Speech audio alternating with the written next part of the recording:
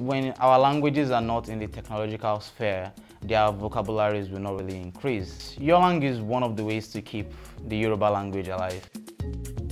YORLANG is a basic programming language that allows you to use Yoruba to instruct the computer.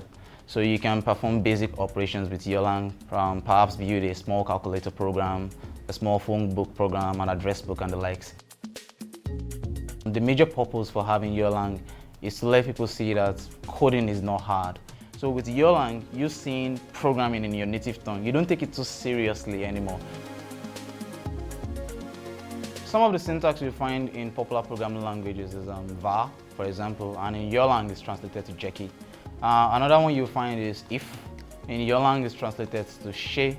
Another one you find is else, obviously, which is usually with the if statement. In YORLANG, it's translated to tabi. Those are some of the syntax we have in the YORLANG programming language. So the first operation I did with YORLANG was to print hello world on a console. And in YORLANG, when translated, that means sokpe bawo ni aye.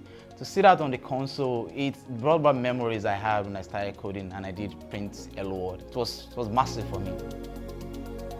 When I started doing it, I didn't think more than 50 people would care.